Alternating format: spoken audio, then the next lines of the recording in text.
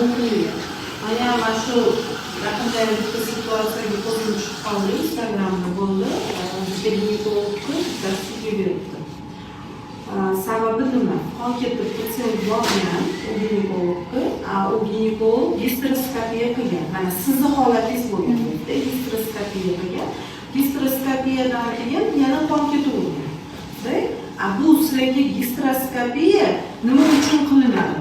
Bitta gormonal foni buzilgan hisobiga kelib chiqdi. Bu tuxumdon bilan bog'liq holat. Bu gormonni tuxumdondan chiqarib 14 kungacha endometriy qavat o'sadi, 14 kundan keyin yana tuxumdondan boshqa gormon chiqib o'sgan qavatni ko'chiradi. Bu holatingizni siz gastroga bog'lamang, bu sizda yillar davomida bo'lgan narsa.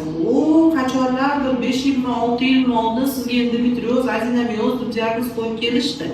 Siz o'shani to'g'ri yoki davolandingiz yoki davolanmadingiz. Endometriy qavat o'sib ketgandan keyin endometriy qavatni usti demak qalinlashadi. Ustida mayda polipchalar paydo bo'ladi. Rezistor polip deymiz. Bu o'sib ketgandan keyin qalinlashdi. Ichi mamlaqa yupqa bo'lishi kerak, tonki bo'lishi kerak. U ichi qo'shni bo'lib qoladi. Qalinlashib ketgandan keyin makkani ichi qalin bo'ldimi, makka qisqarib toza qonni chiqarishga harakat qiladi.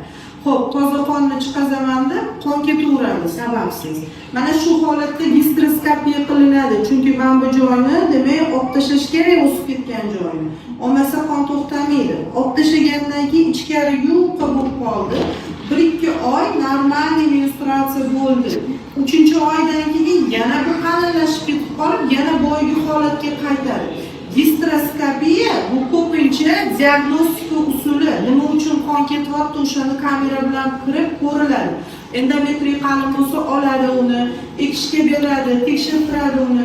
2-oydan уже siz gastrodan keyin sразу gormonal lecheniyangizni qilmasangiz eski holat qaytalanaveradi. U gastroskopiya sizga butunlay endometrioz, adenomiozni davolab bermaydi. Buni davolashga yillar ketadi, chunki adenomioz diagnoz qo'yilgungacha ham sizda yillar vaqt o'tdi davolanishingizga. O'shaning uchun gormonal protsess bo'lgani uchun gastroskopiya bu holatni butunlay yo'qotmaydi. Noto'g'ri ayblayapsizlar doktor. Men doktor bo'lganim uchun ularni yonini olmayman, men e'tiroz qo'yganimni sudga beraman. Oxirida borsanda onkologiya makkani olib tashlab berdi, qon to'xtamagandan keyin borasiz.